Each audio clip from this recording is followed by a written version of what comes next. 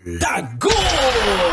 Morning, Tits! Tita! Tanya! Chinita! Sino? Ako?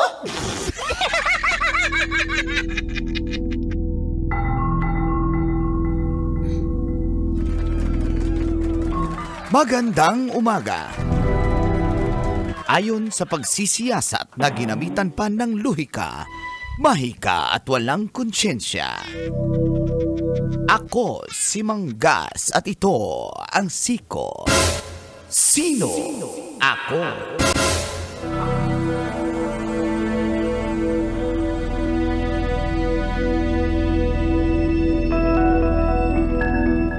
Isang babae mula sa France ang nasimot ang pera nang dahil sa peking Brad Pitt online.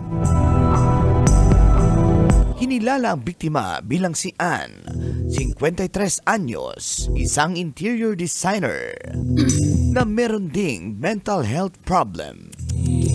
Ang buong akala kasi ni Anne, ang kausap at karelasyon niya online ay ang mismong Hollywood actor na si Brad Pitt. Yung pala, gumamit ang mga scammers ng fake social media account at artificial intelligence o AI para makapag-generate ng mga selfies mula sa Hollywood actor.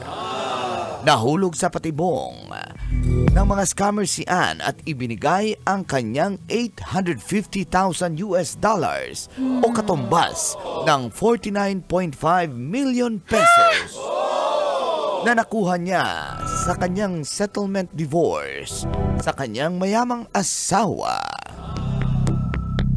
Isa rin yun sa dahilan kung bakit sila nagkahiwalay. First time gumamit ni Anne ng Instagram noong February 2023. Noong unay may nagchat sa kanya na pakilalang ina ni Brad Pitt. Hanggang sa si Brad Pitt na raw mismo ang nagchat sa kanya. Hindi niya alam. Hindi pala ito totoo.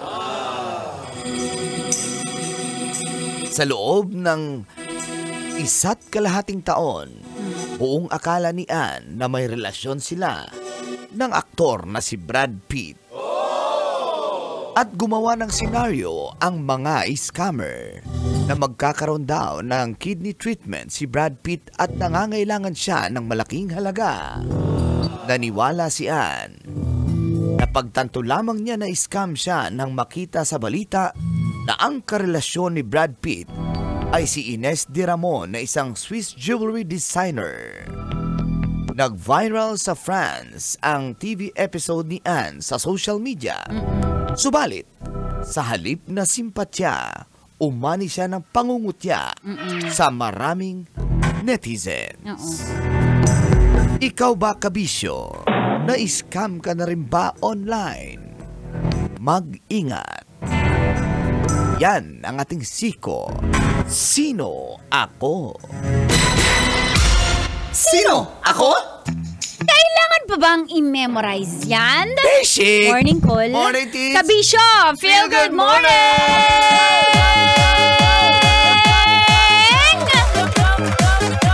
Ako, isang araw na lang, or may 2 tulog na lang din. Road to 50 years na tayo, pero ngayon po ay Miyerkules. Kumusta mo tanan? February 12, 2025. Sa oras sa 7:34 ay kasama na ang pambansang angkol, Angkol Dagol! Angkol, itaas ang kamot sa mga angkol. Kasama ang dahilan kung bakit ka nanonood ng radyo, ang pambansang tita, Tanya Chinita! Siya si Tita Max, gandang kutis yun nita. Yan si Tita Max. Tita, siya si Tita Max. Sinitang tita ng La Radio Manila. Kasama ang scammer, Mang Kanor!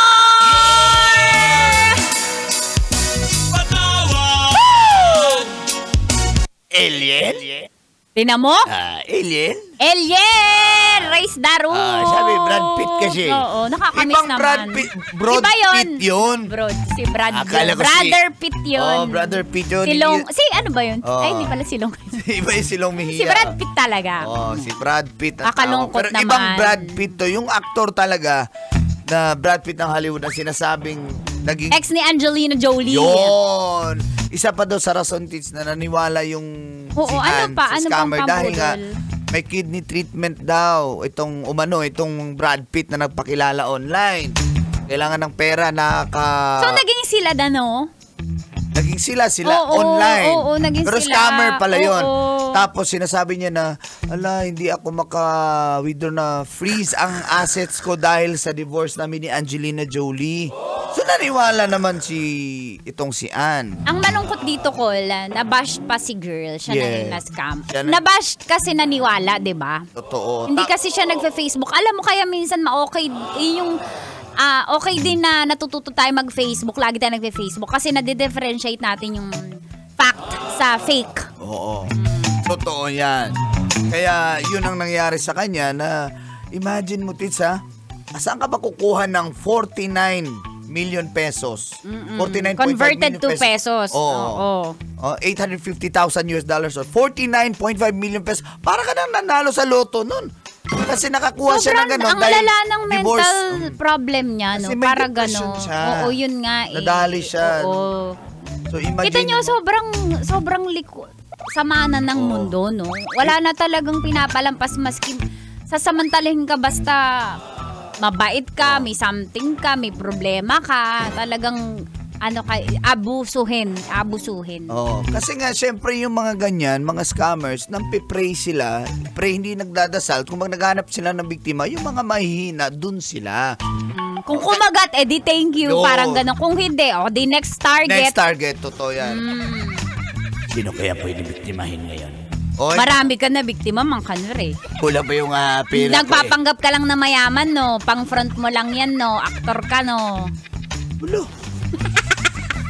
Umulan kahapon ngayon, hindi? Ayan, kaya mag-ingat tayo sa mga scammers na yan. Alam mo naman natin, hindi maiwasan. Brad Pitt yan. Magiging karelasyon mo. Pero too good to be true po kasi. Doon pa lang. Hindi para jowain ka sa Instagram. Sino ba yan biglang naniwala ka May nag-chat sa akin ng ganyan, Miss Tanya. Ang tagal na nating magkarelasyon. Scammer pala yung kausap ko. Sabi ko, paano bakit kayo nagkarelasyon? Kami na daw, nagpanggap daw na ako, nagsasend daw ng selfie ko. Yung scammer. Oh my God. So sabi ko, hindi ikaw. tayo. Pupuntahan sana kita dyan. Sabi ko, hindi tayo. Para, ka nang hingi po sa akin. Ayan. Binigyan naman. Pero ako, nanghihingi din talaga ako. Unless personal mo makita yung aktor o actress na yan, kung sino man yan, na nakausap mo. Pero hanggat online lang po yan, mag-ingat tayo sa talaga mga babaero, scammer talaga yan. Ano naman kinalaman ng babaero? Diba? Yung lalaki nagpanggap na Brad Pitt. Babaero yun. Hindi naman niya pira lang naman hinanap niya eh. Siyempre, pambabae niya, pan-chicks niya yung pera, gagamitin niya sa pambababae. Hindi pa rin nakabubuhan. 2025 na.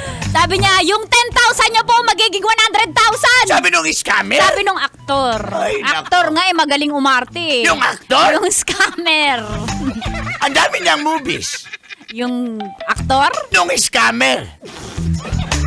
Ex yan ni Angelina Jolie. Yung aktor? Yung scammer. Marami niyan online. Yung scammer? Yung babaero? Ay, tama. Basic. Lalo sa Instagram. Pag yung asawa nyo po, may Instagram, babaero po yan. Hindi lahat. Hindi lahat. Na scammer? Hindi lahat babaero. Okay. Hindi pa rin nakabubon. Hindi ka nakabubon? Sa babaero? Oo. Siyempre, basic. Para matuto. Hindi nakabubon nga. Sa babaero? Oo nga. Sabi mo busy kasi. Basta ampingin yung mga Pag-amping tayo sa mga scammer. sa babaero. Nadali ako. Maraming ganyan eh. Nagmamaneho. Nice, scammer! Ay, magpalista ka na sa Love Knows No Boundaries. Opo. Hindi nag-scam ka dyan ng chicks.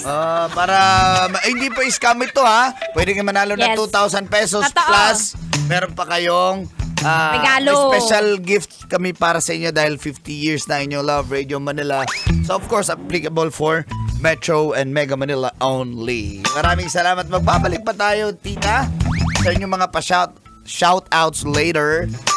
Dito lang sa istasyong number 1 na abangan sa palengke, sa mga sasakyan. Ito po ang 90.7 Love Radio. Kailangan pa bang i-memorize yan? Hoy, mga scammer! Basic! This song is brought to you by Metro's #1, Metro